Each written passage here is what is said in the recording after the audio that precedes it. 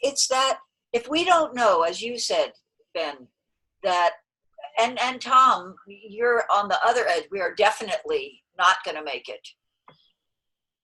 And if somewhere in the middle is we're getting better and better and worse, faster and faster, then to me, the at a personal level, the heartfelt thing to do is to not be focused on the destination in my own heart, but to be focused on the journey, so that the journey at the end of my life, whether we're in a disaster or we're in, an upward consciousness collective trend, is to know that what I was able to do in my surround brought more humanity to the situation, whatever it evolves to be. And that's a very different stance for me than having goals and moving, based on my assessment of the situation and what's going to fix it or what's going to make it better, to act from that place inside myself, rather than acting from, I'm on a journey that I want to be meaningful for my life and for the people who surround me at the most fundamental human nurturing kind of levels. And I think about this as we grow older too. So that would be my reflection. And a seed that I'm taking from here in a seed that has more vitality, I guess I would say, as a result of this conversation. Peace back.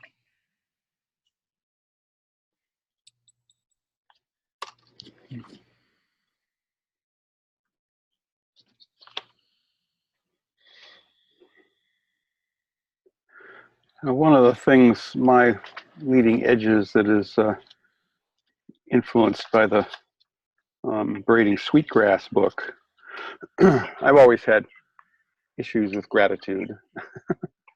And she makes the case, this incredible case, for gratitude as a fundamental, and what a living system, a collective social system looks like when it's founded on gratitude, not just as an individual spiritual practice or anything. This is, what does it look like?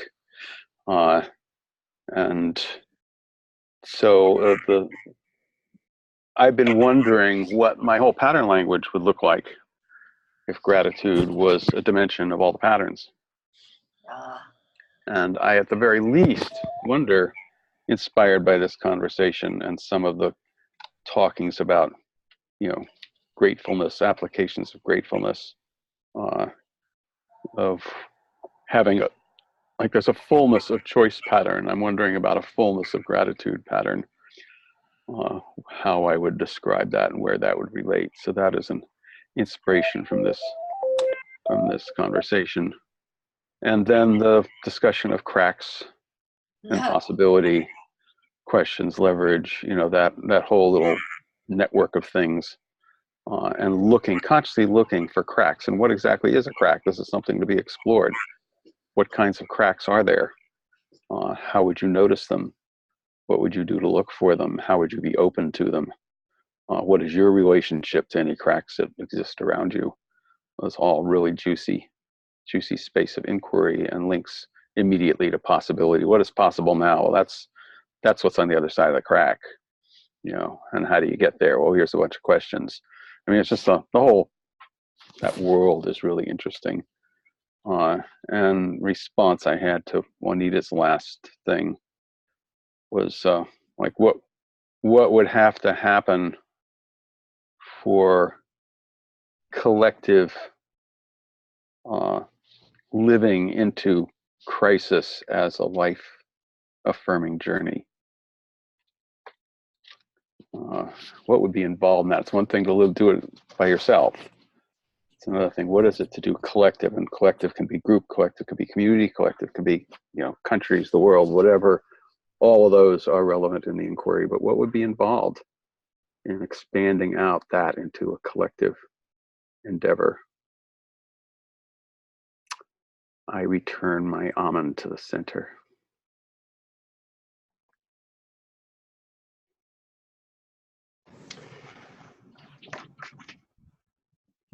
Oh, David, did you want to go? You're muted. Gotta unmute. Oh, unmute him. I got you. You're good now. This is probably a spiritual comment. Knowing that the third, fourth, and fifth letters of the word belief is lie, I believe that there is infinite consciousness and wisdom in the universe and energy that supports it. I deeply know that I cannot touch it alone. I believe in the Course in Miracles that the biggest problem that we all have is the mistaken belief that we're separate. And so if I and we believe that the wisdom is already present, that spirit knows, and the only way that we can tap into that consciousness is together. The end of separation is connection, is relationship. Connection to what? Relationship to what? And to bring in context, given the context or the context in which we live, how may we learn to influence the emergence of that collective consciousness? So it's a prayer, probably more than anything else, without knowing how. And I'm very appreciative to you, Ben, for bringing us all together again and making, as George Poor would say, making us all at risk of learning together. Peace back. Over to you, Heather. I might go. Thank you, David. One of my favorite moments in this, very early on, David, when you told the story of the hematoma, and you said it was only in the aftermath of that you understood what real gratefulness was. And I connect that up to your question just a few minutes ago, Tom, around gratitude, and I'm inspired by the idea that it's collectively that there's a depth of that we can only achieve together. And I think that's what Bob Stilger was calling out too, or has been and continues to in his work. The thing that I was going to talk about before I remember too, so we've got this handout. I'd seen this list before, and it was white dominant culture and something different. It's based on the work of a guy named Tema Okun and a group, Partners for Collaborative Change. And it's got this list of patterns of behavior that represent the way that white dominant culture has maintained its dominance, patterns of white supremacy. And they include, I remember when I first saw this, it's not the first time that at a recent gathering was shared, but when I saw this first, it was just so striking to me, either or thinking, competition, individualism and separateness, fear of open conflict, priorities and timelines, superiority of the written word, transactional relationships. And there's a set on this handout of what the alternatives are, but these are things that I didn't associate with whiteness, right? And it was in a conversation in the dialogue, deliberation, and systemic transformation conversation back in 2015, Tom, that we co-convened. There was a woman, Steph Jo Kent, who showed up there, and she always shows up saying, in these white spaces saying, how come y'all are so damn white? Don't you get this? So she named at the time, it was like an aha for her that people who have lived with, centuries of oppression, they're not freaked out in the same way we are by what's going on, because they've been staring this in the face for a long time. It's a lot like what black people were saying after Trump was elected. Oh, really? Yeah, we're in a racist country. Yeah, you figured that out. Congratulations. But there's a way that people have found the capacity for joy in the midst of that terrible tragedy, and that we could learn from. That was Steph Kent's aha in that moment. And I think we're all, going through that now. And it's not that, I mean, having talked to many people of color sort of after that, I sort of realized she sort of maybe had some of this stuff on a pillar that didn't belong on either, that we're all in the same boat here. We've all missed the same boat, as one of my favorite songs these days says.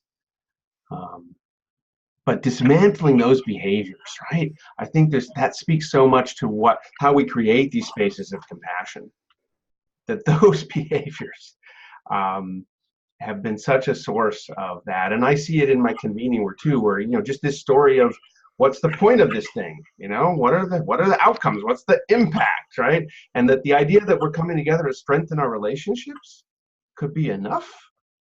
Well, that's absurd, right? We can't build a world on that principle.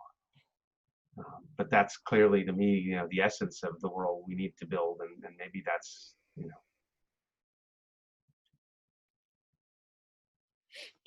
that's where I'm finding meaning now, and certainly found a lot here with you all today. We need a chance for Heather. We do. I just didn't want to be the last voice. Well, I don't want to be the last voice either. So, again, I just feel like I'm riding a huge wave of gratitude and joy this morning. There's a song that's come up for me in this moment.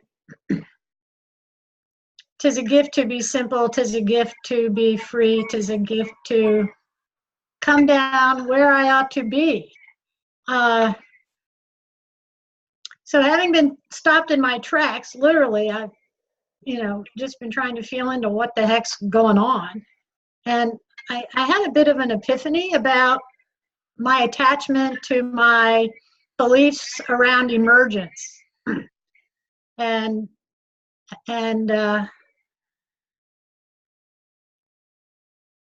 that not being able to go anywhere or do anything, I just had to kind of feel into allowing. I'm just like, I just have to allow something to happen. It's, for me, it was like, maybe emergence is not what I'm really, maybe I'm not in that. I'm in allowing. I'm in allowing something to happen. And on the ground, that has manifested in just an interesting circumstance around my local food protecting farmland land use force, that an idea we thought we had about a fundraiser just completely collapsed and opened up a crack for some amazing new thing that could be something like the potluck that Juanita described. So I'm just in this moment kind of feeling like there's this kind of cosmic joke going on, that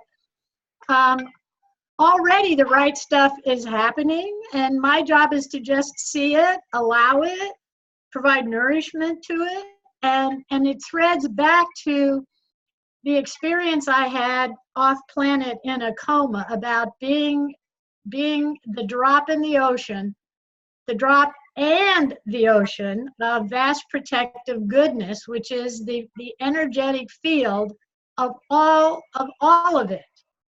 The planet, the Milky Way, the cosmos, that there is vast protective goodness in everything, despite the appearance of things.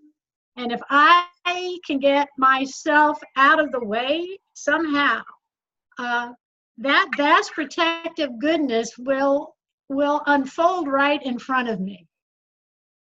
If I just allow myself to keep turning and turning and to be put down where is perfect for me, which is rather like what Juanita was saying. It really is the journey now for me and not the destination.